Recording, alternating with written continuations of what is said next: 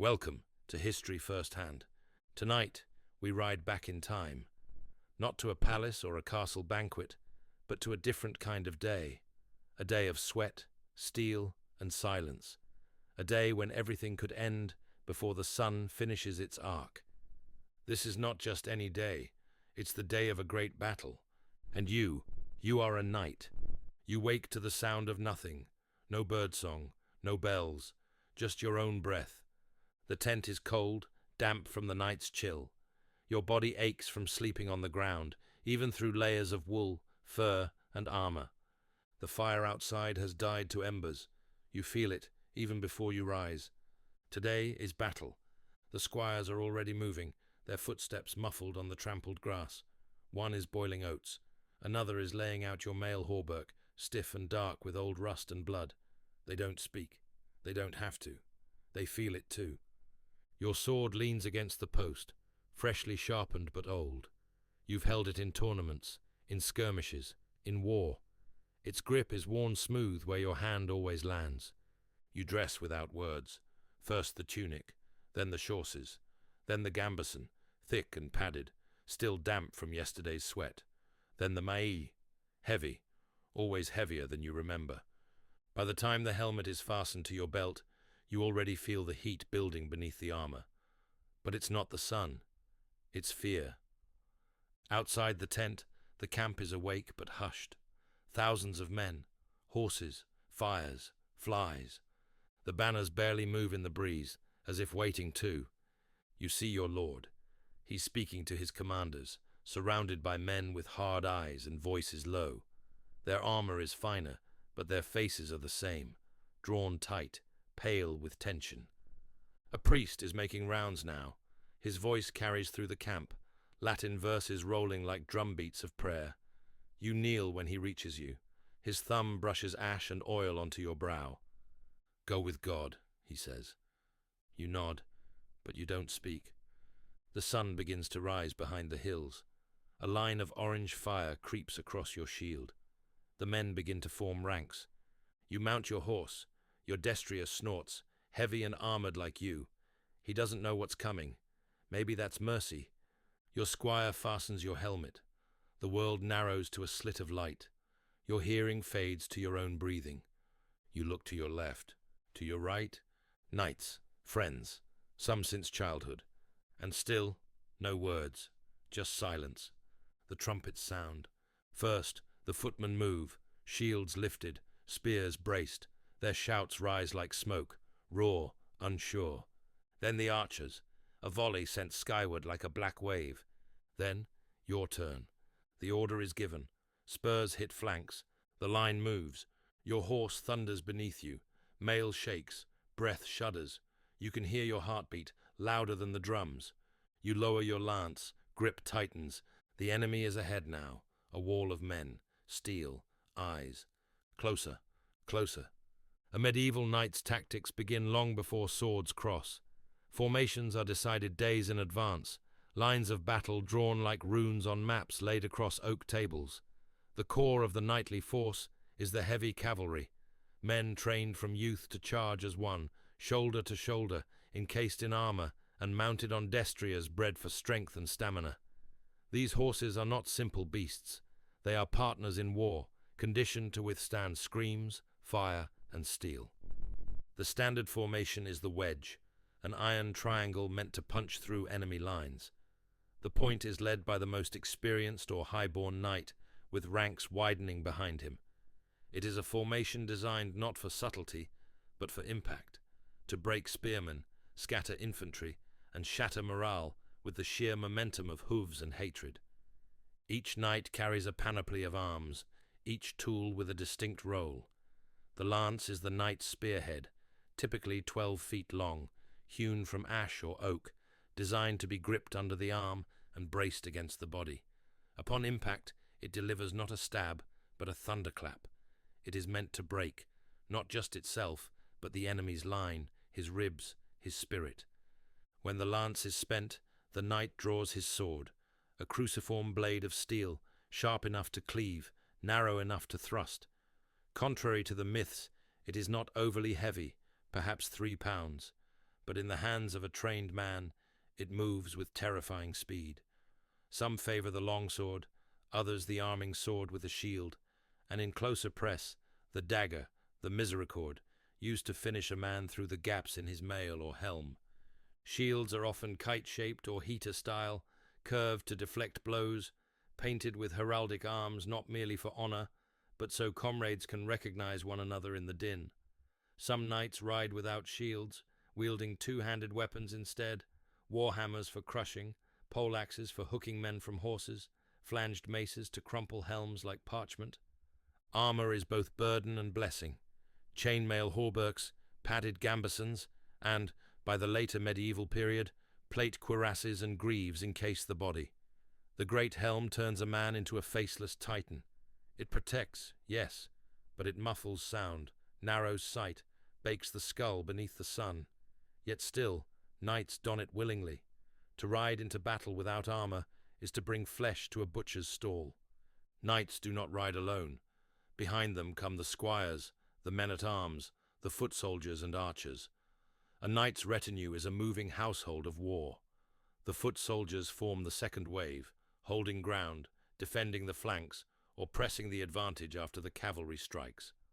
Archers, whether English longbowmen or crossbowmen from the continent, rain death from afar, softening the enemy before the melee begins. Battle is a rhythm, and timing is everything. The cavalry charge is not unleashed blindly. It must be coordinated, just after the archers loose, just as the enemy breaks formation, just as fear begins to spread. Then comes the signal, a horn, a banner raised, a single shout, and the line of steel surges forward. The ground trembles beneath the charge, hooves drum like war drums, the sun glints off hundreds of helms, the air fills with a sound that has no equal, the roar of warriors willing their own death for a chance at eternal renown. And yet, tactics do not end at the charge. A knight must read the chaos, adapt, pivot, survive. Once the line is breached, formation crumbles. Combat becomes personal, one-on-one, two-on-one, back-to-back. Here, skill matters more than birth. A knight trained in the lists now finds his practice made real.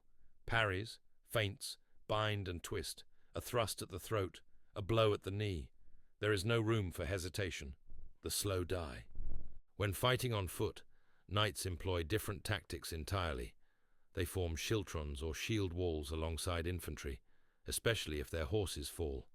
Some wield polearms, forming hedgehogs of steel against enemy cavalry. Discipline is key. Hold the line. Watch your brother's flank. Strike, step, guard, repeat. Some battles are short, over in an hour. Others stretch for half a day, each side grinding the other down, inch by bloodied inch. Weather plays its part. Rain turns fields to bogs, hampering movement. Sun bakes men inside their armor. Mud steals footing. A single hill, a stream, a stand of trees. Each can shift the tide. Victory is not always won with steel. It is won with patience, with terrain, with luck, and always with blood. You brace. The air explodes. You slam into the enemy line like a hammer. Your lance breaks. The world is screams and splinters and mud. Your horse rears kicking. You drop the shattered shaft and draw your sword. Steel finds steel. You parry, swing, miss, strike. A scream. Was it theirs? Yours? You don't know. You're no longer a knight. You're a machine of motion and instinct. Behind the visor, sweat floods your eyes. A blade scrapes your shoulder, glancing off the mail. You turn and slash. Another enemy falls. There's no glory, no poetry, just blood. A horn sounds from your left. Friendly forces are faltering. A standard falls. You push toward it, cutting a path through chaos. A mace strikes your leg. You nearly fall. Pain blooms, sharp and immediate. You stay upright, but just barely. Your horse is gone, riderless and panicked. Now you're on foot. The fight is closer here. Dirt in your mouth, bodies underfoot. You stab again, and again. The enemy yields an inch, then surges. A knight you know goes down, his helm split like a melon. You step over him. You keep moving. An arrow lodges in your shield. Another punches through a gap in a man's mail. He collapses. You shove him aside. The shield is heavy now. Everything is heavy. Then, all at once, it's over. The enemy line breaks, retreat, screams. Your side roars, but there's no celebration in your chest, only exhaustion. You don't chase. You stand among the fallen, sword drooping, breath ragged. The battlefield is a ruin, flags torn, helmets crushed, men sobbing, praying, dying. The stench of blood, sweat, and ruptured earth hangs in the air like a curse. Crows already gather. You limp back to camp. Armor clinks with each step. Every muscle aches. Your vision blurs. A squire meets you, wide-eyed. He helps remove the helm. Your face is pale, streaked with dirt. There's blood, some yours, most not. You sit. Water is handed to you. Bread. It tastes like ash. You don't speak. No one does. Not yet. A priest approaches, patiently waiting for you to notice his presence. For a moment, something wordless passes between you. He sees the doubt, the pain.